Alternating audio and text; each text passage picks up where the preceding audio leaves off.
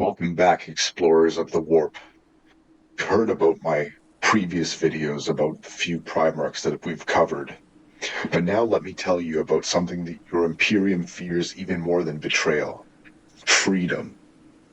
Today, we speak of the 5th Legion, the White Scars, and their Gene Father, Jaghatai Khan, the Warhawk of Chogoris.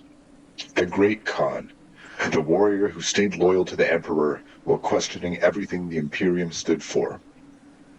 The Imperium will tell you Khan was a savage, a barbarian, on a bike, who happened to be useful in a fight. They'll dismiss his legion as simple raiders, fast attack specialists too simple to understand the grand strategies of war. They're lying. Or worse, they actually believe it. Because Jaghatai Khan was one of the most sophisticated, cultured, and philosophically complex Primarchs. He was a poet, a scholar, a student of culture and history. He stayed loyal, not out of blind obedience, but because he chose to. Every single day, he chose loyalty, while remaining fiercely and defiantly free. And that terrifies your Imperium more than any heresy, because a warrior who chooses loyalty can also choose otherwise. A warrior who thinks for himself can't be easily controlled. And a warrior who values freedom above all else will never truly kneel. So let me tell you about the Khan, the Primarch, who proved that you can serve without surrendering your soul. When baby Jaghatai crashed on the world the Imperium would call Mundus Planus, but which the natives called Chogoris, he didn't land in a palace or a fortress. He landed in the endless grasslands of the world's great steppes, a place so vast you could ride for weeks and see nothing but sky and the grass. He was found by a chieftain named Ong Khan, who led one of the nomadic tribes that roamed these plains. Ong Khan raised Jaghatai as his own son, teaching him the ways of the steppes, horsemanship, archery, poetry, and songs of the tribes, also the values of freedom and honor that defined their culture. But Chogoris was not a peaceful world. The planet was dominated by the Palatine, the ruler of a massive city-state empire that had conquered most of the civilized world with disciplined armies and advanced technology. The Palatine viewed these tribal peoples as primitives, savages, needing to be enslaved or exterminated. When Jaghatai was still young, his adopted father, Ong Khan, was murdered by a rival tribe, betrayed and killed in what should have been a peaceful meeting. The young Primarch's response was immediate and absolute. He united his father's warriors, hunted down the murderers, and exacted his brutal vengeance. But he didn't stop there. Jaghatai realized that the tribes were weak because they were divided. So he began to unite them, not through conquest, but through persuasion. He challenged chieftains to single combat and earned their respect through victory. He forged alliances through a shared honor, and he spoke of the freedom they all valued and how it could only be protected through unity. Within years, Jaghatai had united the disparate tribes of the steppes into a single confederation, and when the Palatine, seeing this as a threat, marched their armies out to destroy him, Jaghatai was ready. The Palatine brought disciplined infantry, armored cavalry, artillery, everything that a civilized army should need to crush a barbarian horseman tribe unity. But Jaghatai destroyed them. The heavily armored troops couldn't catch the swift riders. His tight formations became targets for the endless volleys of arrows. The Khan's forces hit and faded, struck and vanished, turned the Palatine's strength into weakness through pure mobility. It was a masterclass in asymmetric warfare. The Khan didn't fight the enemy's battle, he forced them to fight his. And when it was over, the Palatine's empire fell. Jaghatai was named the Great Khan, the ruler of all Chogoris. But here's what your Imperium won't tell you. Jaghatai didn't want an empire. He'd seen what the empires did to people, how they crushed freedom, demanded a conformity, turned individuals into simple cogs in a machine. So after united Chogoris, after defeating every enemy, Jaghatai did something no other Primarch would have dreamed of. He simply let it go. He allowed the tribes to return to their traditional ways, ruling themselves, remaining free. He kept the title of Great Khan, but used his power to preserve freedom rather than impose control. That's who Jaghatai Khan was, a conqueror who valued freedom more than power, a ruler who saw empire as a necessary evil at best. And then his father, the Emperor, arrived. When the Emperor's fleet arrived at Chogoris, Jaghatai knew immediately who it was. Like all the Primarchs, he recognized his Gene father. But unlike most of his brothers, the Khan didn't kneel out of joy or devotion or destiny. He knelt because he'd calculated that the Emperor's great crusade was inevitable, and that Chogoris would be better served by willing cooperation than a futile resistance. The Emperor gave Jaghatai command of the 5th Legion, and that's where the Khan discovered just how little the Imperium thought of him. His legion had been called the Star Hunters, a force of over 80,000 space marines, drawn mostly from Terra. They were scattered, undisciplined, and without a unified identity. They also looked down on their Primarch. These Terran-born warriors saw Jaghatai as a barbarian, a savage from some backwater world. They had expected a Gene Father who embodied Imperial culture, Imperial values, Imperial sophistication. Instead, they got a steppe nomad who spoke in poetry and rode like the wind. Khan's response was characteristically direct. He renamed them the White Scars after the scars warriors earned in the tribal rituals of Chogoris. He completely overhauled their tactics, throwing out their traditional warfare doctrine and replacing it with the hit-and-run lightning strikes that he'd already mastered. And he brought in recruits from Chogoris, warriors who understood speed, mobility, and freedom, to dilute the Terran Old Guard. This created a tension that would last the entire Great Crusade. The Terran-born Marines resented the changes. They resented the Chogoran culture being forced on them. They also resented their Primarch, who seemed more interested in preserving steppe traditions than building an empire. But the Khan didn't care about their resentment. He cared about effectiveness, and the White Scars became devastatingly effective, masters of the lightning warfare, of hitting the enemy where they were weakest and vanishing before reinforcements could arrive. They operated on the fringes of the Great Crusade, far from their brother legions, scouting unknown regions and striking deep into enemy territory. Where the other legions conquered and held, the White Scars conquered and moved on, leaving garrison duties to the others. And here's also what the Imperium never understood. The Khan preferred it this way. He didn't want to be at the center of things. He didn't want to be part of the Imperial court on Terra. He didn't want to play politics with his brothers. He wanted to be out there on the edge, where he was free. Among his brother Primarchs, Jaghatai was closest to Horus and Magnus. Horus he respected as a fellow warrior who understood the joy of battle. Magnus he valued as an intellectual equal, someone who could discuss philosophy, culture, and the nature of the universe. But most of his brothers dismissed him.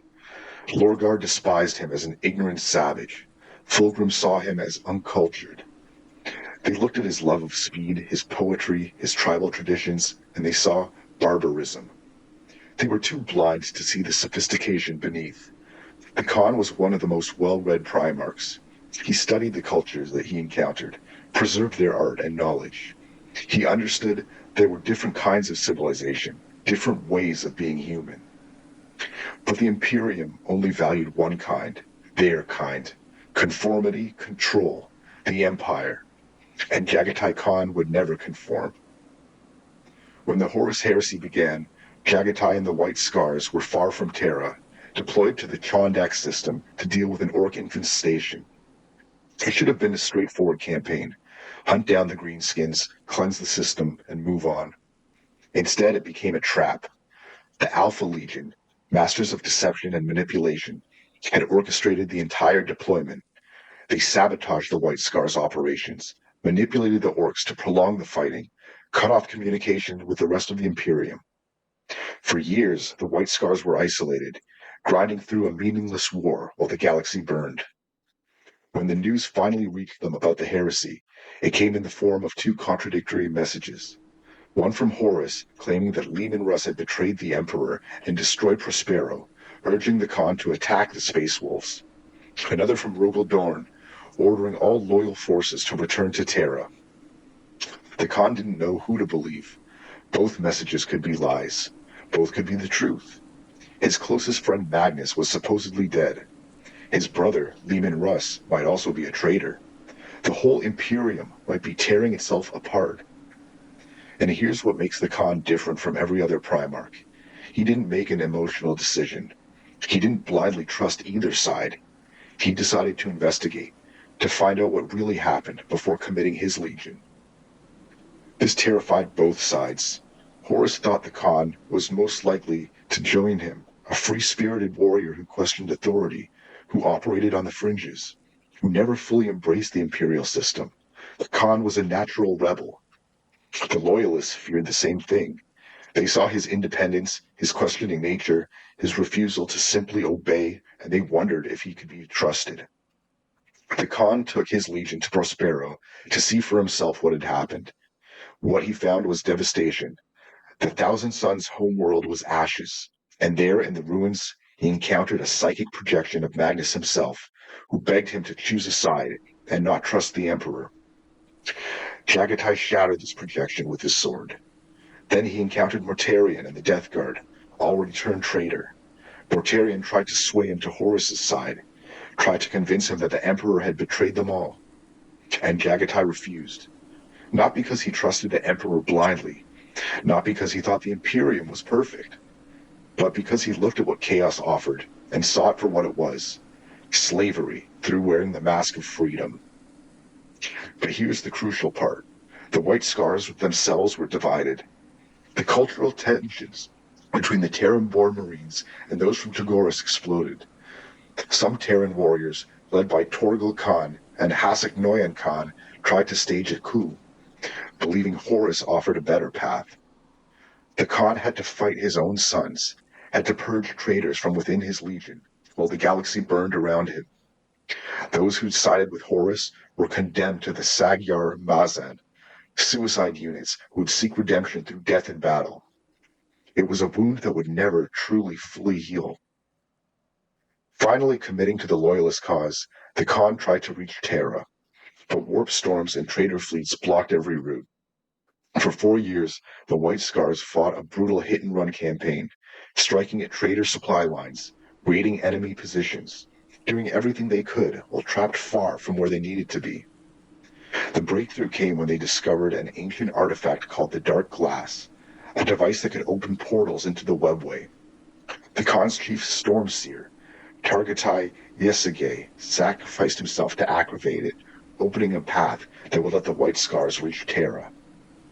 And in that moment, facing Mortarion and certain death, Jaghatai chose escape over honor. He fled through the portal, rather than to die gloriously, but uselessly. The Khan understood something his more rigid brothers didn't, that there's no honor in a pointless death. Survival to fight another day isn't cowardice, it's wisdom. The White Scars arrived at Terra just in time for the siege, and they fought exactly as you'd expect. Lightning, raids, hit-and-run attacks, mobile warfare in the streets of humanity's birth world. While the Imperial fists held the walls and the Blood Angels defended key positions, the White Scars ranged across the battlefield like a storm, striking where they were needed most and vanishing before the enemy could respond. In the final days of the siege, when the inner palace was breached, Jaghatai led the assault to retake the Lion's Gate spaceport, assembling tanks and jet bikes into a devastating combined arms force that smashed through traitor lines. When Horus fell and the traitors fled, the White Scars pursued them with savage fury, because the Khan never let a defeated enemy escape once their blood was up. They harried the retreating Chaos forces all the way to the Eye of Terror. After Jaghatai continued leading his legion for 70 more years, 70 years of constant warfare, of hunting the enemies of mankind, of remaining true to what he valued most, freedom and the open battlefield. But the Imperium was changing. Guilliman had written the Codex Astartes, dividing the legions into chapters, The Imperium was becoming more rigid, more bureaucratic, and more controlled. The Khan accepted the division of his legion because it was pragmatic, but he never fully embraced the new order. He remained what he'd always been, a warrior of the steppes, uncomfortable with empire and uncomfortable with stagnation. Then came the moment that would define his legacy forever. Pursuing Drukhari raiders who had attacked Chogoris, Jaghatai Khan rode through a Webway gate and vanished. He hasn't been seen since. Some say he fell in battle. Others believe he's still fighting in the Webway, hunting the Xeno slavers through their own dimension. The White Scars believe he continues to fight deep within the Webway, locked in eternal combat, and that one day, when the Imperium needs him most, the Warhawk will ride again. The truth, no one knows, and maybe that's fitting, because Jaghatai Khan was never meant to be caged, never meant to be pinned down or defined. He was speed and motion, freedom incarnate, and freedom by its very nature can't be contained. 10,000 years later, the White Scars endure. They remain exactly what their Primarch made them, masters of mobile warfare, lightning strikes, and hit-and-run tactics. Where other chapters dig in and hold ground, the White Scars hit hard and fade away. Where others bring overwhelming force, the White Scars bring overwhelming speed. They ride into battle on bikes, land speeders, strike from the skies with jump packs and gunships, and disappear before the enemy can react. They're organized into brotherhoods rather than companies, maintaining the tribal structure Jaghatai imposed. They still practice the traditions of Chogoris, the ritual scarring, the poetry, the emphasis on personal honor and freedom within the structure of the chapter. And they hate the Drukhari with a passion that borders on obsession, because the Dulk Eldar took their Primarch. Every White Scar who encounters these Xeno slavers remembers that debt, and they extract payment in blood. The White Scars operate on the fringes of Imperial space, like they did during the Great Crusade. They're often the first chapter to explore unknown regions, to scout new threats, to range ahead of the main Imperial forces. They remain independent, questioning, free-thinking within the bounds of their loyalty. Other chapters sometimes view them with suspicion. Warriors who don't quite fit in with the Imperial mold, who maintain barbarian traditions, and who value their freedom more than blind obedience. But when the Empire needs speed, when they need lightning warfare, when they need warriors who can think for themselves and adapt on the fly, they call the White Scars. Sometimes the Imperium needs what it fears. Sometimes blind conformity isn't enough. And sometimes they need warriors who remember what freedom feels like. The White Scars have never forgotten. Every ride, every charge, every lightning strike is a reminder. They are their father's sons. They are the Warhawk's children. And they will remain free, even in service. So what can you learn from Jaghatai Khan and the White Scars? First, question everything, but choose your side. The Khan didn't blindly trust anyone. Not Horus, not the Emperor, not even the reports that he received. He investigated. He thought critically. He made informed decisions. But once he chose, he committed fully. Skepticism without decision is just paralysis. Question authority, but eventually you must act. Second, you can serve without surrendering yourself. The Khan remained loyal to the Emperor while maintaining his own culture, values, and independence. He never let service become slavery. In your own life, you can be part of an organization, families, or societies without losing who you are. Loyalty doesn't require conformity. Service doesn't require self-erasure. Third, speed is its own kind of power. The Khan understood that being first, being the fastest, and being the most mobile often matters more than being the strongest. In warfare, in business, and in life, sometimes the side that acts quickly wins over the side that acts perfectly. Don't wait for your ideal conditions. Strike when the opportunity presents itself. Fourth, sophistication comes in many forms. The Imperium dismissed the Khan as a barbarian because he didn't fit their narrow definition of civilization. But he was a poet, a scholar, a student of culture. Don't let others define intelligence or value based on their limited understanding. There are many ways to be excellent and many paths to wisdom. Fifth, know when to retreat. The Khan fled from Mortarion through the Webway rather than to die gloriously. There's no shame in a tactical retreat, no honor in a pointless sacrifice. Live to fight another day. Choose battles that you can win and avoid those that you can't. Sixth, preserve what matters.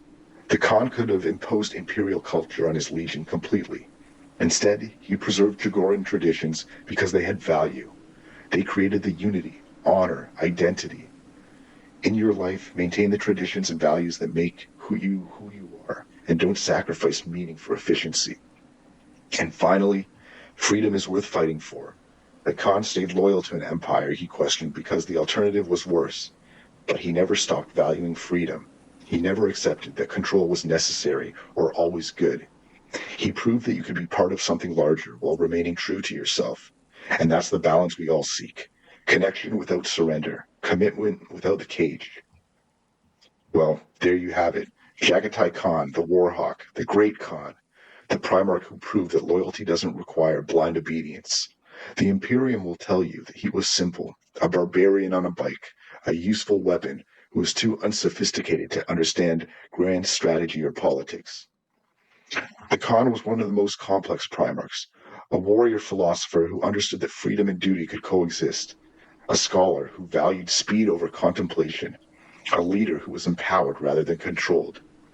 He stayed loyal not because he was conditioned to obey, but because he chose to. Every day, every battle, every moment, he could have joined Horus, but he could have gone his own way, carved out his own empire among the stars. Instead, he chose to serve, not because he had to, but because he wanted to, because he looked at the alternatives and decided that for all its flaws, the Imperium was worth defending. And that choice was made freely, and it means more than any amount of programmed loyalty. The White Scars still ride, they still strike like lightning, still embody their Primarch's values. And somewhere out there, beyond the Webway gates, maybe the Khan still rides too, still fighting, still free, still refusing to be caged by fate or death or the dimensions. Because that's what Jaghatai Khan was, and that's who he taught his sons to be, free. Your Imperium fears being free more than any heresy, because a warrior who chooses can also unchoose. A warrior who thinks can question. A warrior who values freedom will never truly submit. So when they tell you that the Khan was simple, that he was just a barbarian, don't believe them. The Warhawk was one of the greatest Primarchs, precisely because he remained free, and his sons carry that legacy forward. 10,000 years of lightning warfare, of choosing loyalty, of proving that you can serve without surrendering your soul. Well, that's all for now. Next time, perhaps we'll discuss another Primarch. And again, the galaxy is full of lies, but I'm still here, burning them away. For the War Master, and for freedom.